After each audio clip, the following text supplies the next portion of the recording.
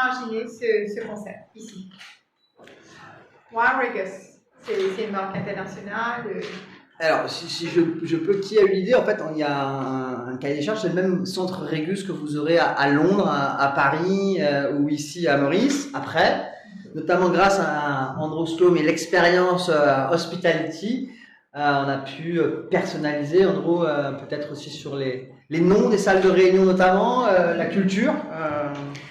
I think that when, if you go through the recent history, if I may speak in English, Yes.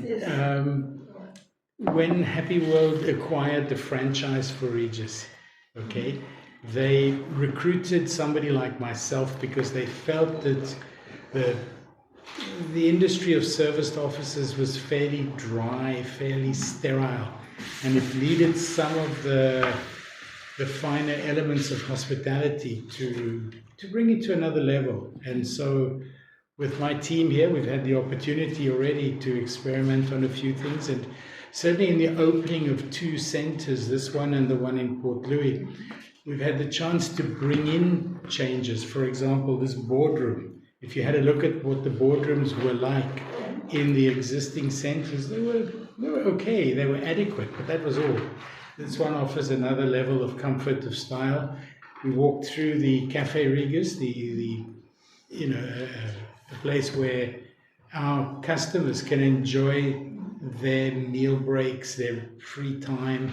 I think that you need to get out of the 4 walls of your office from time to time during the day. So these are elements that we've brought in, and hopefully there are more refinements that will come as we progress. Je peux voir que vous mettez beaucoup l'accent sur la sécurité, safety, pourquoi? Parce que c'est quelque chose d'important aussi pour nos clients qui ne vont pas pouvoir retrouver forcément à la maison. L'Internet qu'on propose ici, c'est pas de l'Internet domestique, c'est vraiment un Internet professionnel, reliable. Donc cet espace, les salles sont sécurisées, on ne rentre pas dans n'importe quelle salle, à n'importe quel moment. Et puis la domotique avec un système d'access control en dehors des heures d'ouverture, puisque vous avez un accès sécurisé 24/7. On a combien de salles à ce jour? Alors, il y a 57 espaces de travail, incluant les espaces de bureaux privés pour 90% d'entre eux, 2 espaces de coworking, un boardroom dans lequel nous nous trouvons et le community meeting room derrière. Et on loue ça à partir de quel prix? Alors, les prix sont véritablement très flexibles, puisqu'on va pouvoir mettre à disposition des espaces de bureau ou de salle de réunion à la journée, à l'heure. Donc à l'heure, ça va être autour de 10 ou 15 $. Voilà. Okay. Est-ce qu'on a des gens spécifiques? On vise les compagnies, on vise les... Quel profil de clientèle? Alors, c'est une bonne question. On a un tenant mix très intéressant. Encore une fois, on a des compagnies internationales, des grands noms, mais on a des compagnies mauriciennes, on a des freelance, on peut aider tout le monde puisqu'on a un range de solutions pour tout le monde, tous les budgets.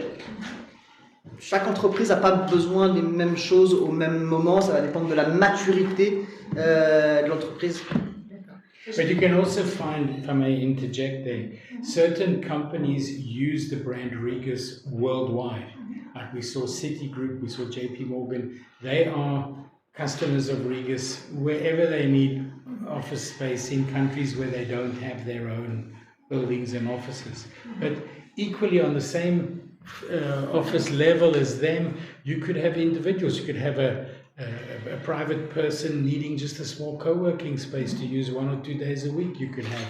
You saw the range of offices, internal, external, 1 workstation, 4 workstations, 6 workstations. So we try to cater for everybody, but specifically where we make the difference is that an office here is an office in a company that has 4,000 centers in 120 countries in 900 cities. So if you travel, for example, even you might be an individual one-man show, but I'm in London, I'm in Paris, I'm wherever, I need a workspace, I need Wi-Fi. You know, that's what this, having an office here offers you that as part of your your agreement. Je vois dans le document ici que vous faites mention d'un Disaster Recovery Space.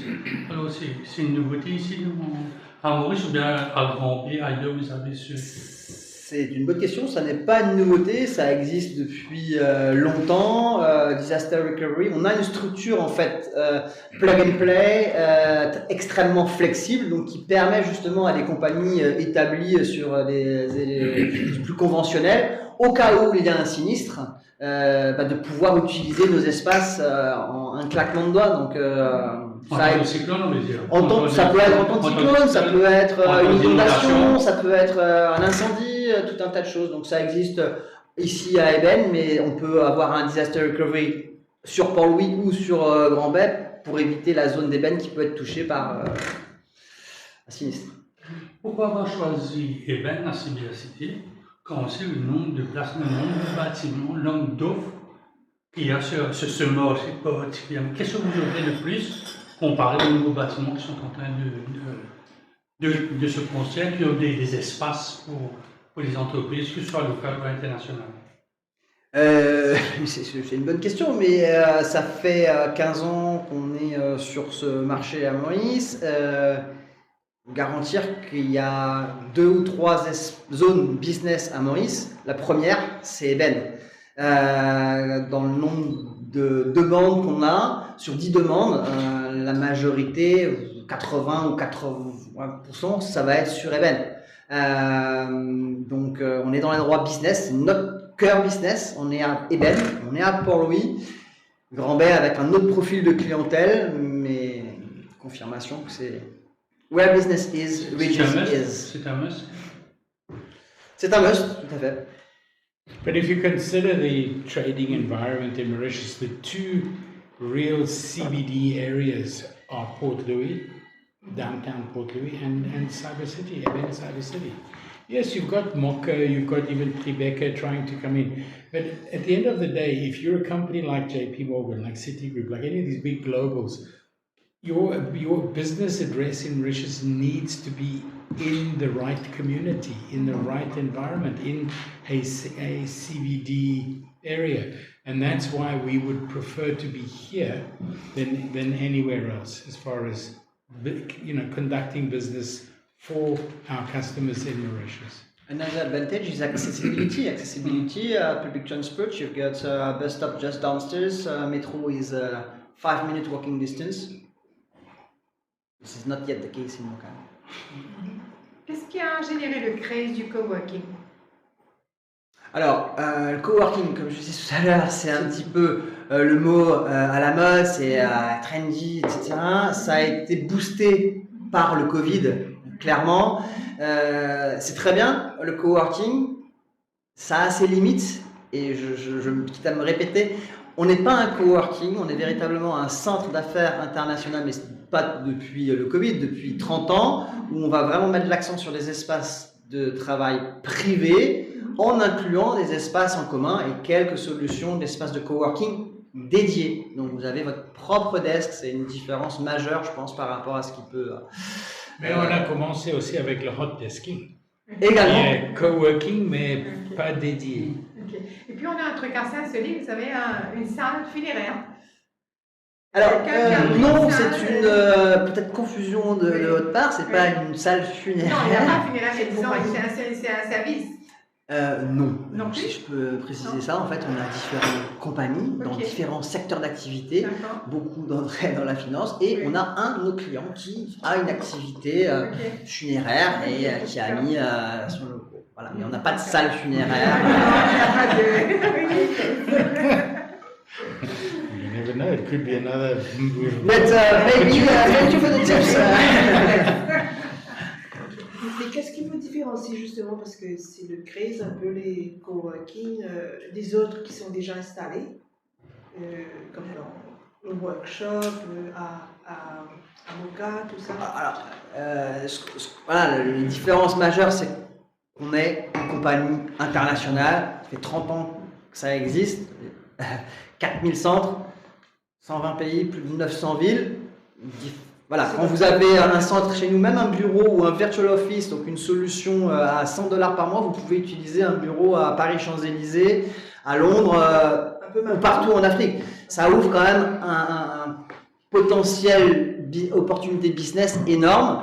Et puis peut-être, voilà, on a moins d'espace coworking ouvert, on est plus sur des espaces de bureaux privés. But I'd like to tell you a little personal story in support of what this global reach of an organization like Regus is all about.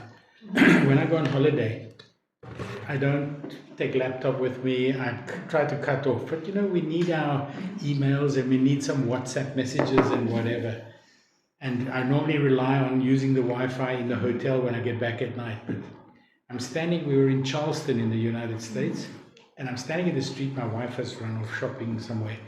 And I suddenly feel my phone is buzzing. I look and all my messages are coming in and whatever. But there's suddenly Wi-Fi here. I look, I'm standing in front of a Regus Center in Charleston, in the US. My app, my MyRegus app, connected seamlessly, automatically to their Wi-Fi. And that's the advantage of 120 countries, 4,000 centers, because it doesn't matter how small your membership or your agreement is with this center, go anywhere in the world and you can be connected straight away. You need a meeting room, you can use the meeting room. You need a day office, you can use a day office. None of our competitors, whether they be Workshop 17 or the Business Exchange or whatever, can offer that. With Workshop 17, they've got a few centers in South Africa, so obviously on that very regional basis, they can perhaps offer something, but nothing globally. So, you know, there are lots of, I mean, even a small one-man show in Mauritius he needs to travel abroad to attend trade fairs or to meet with business partners or whatever, can use our centers anywhere in the world. Go to Asia, go to Europe, go to America, go to Africa, everywhere. Madagascar? No. No. Not yet. Ok. Never know. Et on peut parler des noms des ségatiers qu'on a repris, Serge de Brasse et puis Kaya. C'est pas un ségatier. Kaya.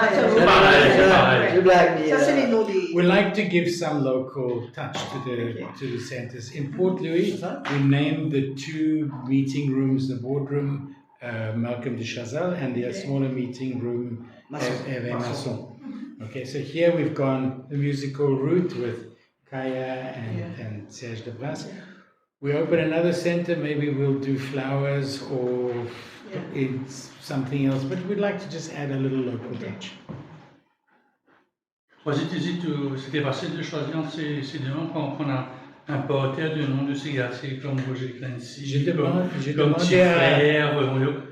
demandé à notre chairman, M. Siaf, c'est lui qui a choisi. Okay.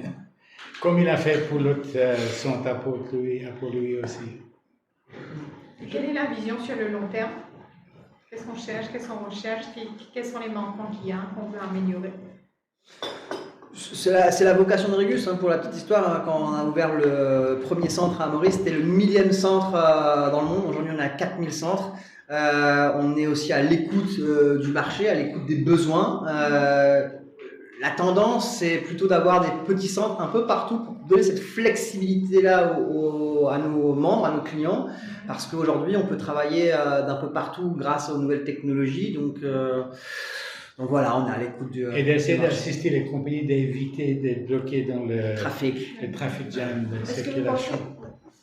que vous pensez que ça peut concurrencer les autres bureaux traditionnels, c'est-à-dire la location des autres bureaux traditionnels? Est-ce que c'est beaucoup plus avantageux au niveau... Alors, c'est beaucoup plus avantageux, je pense que c'est complémentaire, mais effectivement, et notamment après Covid, on a vu qu'il y avait beaucoup d'espaces, des grands espaces, et les dirigeants se regardent en disant « mais nos grands espaces sont inoccupés parce qu'on a nos gens qui travaillent work from home ». Après, on voit que la tendance, elle s'est inversée petit à petit, où travailler de la maison c'est bien, mais ça a ses limites. Donc on veut faire revenir les salariés au bureau en termes de productivité, en termes d'esprit d'équipe, d'esprit d'entreprise, pardon. Maintenant, Pour garder aussi les talents, il faut pouvoir certainement donner un peu de flexibilité. On va parler de travail hybride. Donc, au lieu d'avoir 500 mètres carrés, peut-être qu'on peut avoir au final 50 mètres carrés ou 100 mètres carrés dédiés pour une entreprise et mettre un système de rotation en place avec des équipes qui vont venir un jour sur deux, etc. et utiliser des espaces en commun. And adding to what Nicola has just said, I think fundamentally the success of the serviced office industry is that if you look at this room that we're sitting in, how many big companies got boardrooms which are used once or twice a month?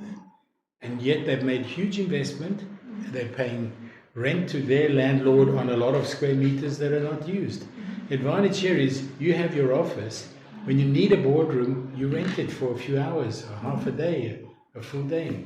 You know, likewise, you have your office. You don't need to have your own little kitchenette, whatever. You come out, you use a common cafeteria facility. And that's the big difference between us and conventional office space is that, yes, the rent per square meter might be higher, but the number of square meters you need is much lower because you use the common spaces that are shared by everybody. C'est tellement bien conçu qu'on se demande à quand les appartements Regus. C'est du timeshare, ça, c'est ça? Il y a eu donc le bureau à Grand-Bay aussi ont été un peu. Un Grand-Bay, c'est une acquisition, donc c'est un compétiteur. Ça fait partie aussi de notre stratégie de développement de manière globale, étant donné notre position de leader, où on a parfois les opportunités de racheter des compétiteurs. C'est le cas à Grand-Bay, c'était Fast Hub et on a repris. Donc forcément, on a monté les standards au niveau Regus. Je voulais dire, est-ce que donc, vous avez le projet de continuer à grandir soit de manière organique ou en acquisition ou pour le moment vous concentrez sur Continuer à grandir certainement, après il faut regarder les opportunités du marché. Pendant les derniers 2 ans, on a déjà doublé la superficie totale. La superficie totale de la compagnie. Ça, c'est déjà un bon avancement. Prochaine étape, Moka? Non. Non.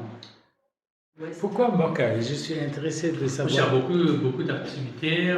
On parle de Moka City, qui est en train de venir avec des espaces bureaux. Il y a déjà à faire. Il y a beaucoup Ça peut être dans de l'Ouest personnes. aussi, ça peut être dans l'Ouest. Il y a plusieurs endroits. Il y a Moka, il y a Tribeca qui est toujours. Ouais. Tribeca n'arrête pas de me rappeler de voir si on est intéressé de prendre des espaces dans des nouveaux bâtiments qui sont en train de construire. Mais pour nous, si un prochain centre commercial, ça va peut-être être dans l'ouest, mais je vais voir, d'après l'évolution des nouveaux chemins, Les nouvelles routes. Cassavel, l'évolution du chemin, l'ouest, Cassavel, avec le Bouquentin. On est attentif un peu aux différents développements, notamment peut-être au niveau des smart cities, mais il n'y a pas de choses vraiment dans le pipe là. Pour l'instant, c'est juste en location. Est-ce qu'il y a en vente aussi, les bureaux en vente? Non, notre business model Regus dans le monde, c'est toujours l'espace à louer sur des formules très flexibles.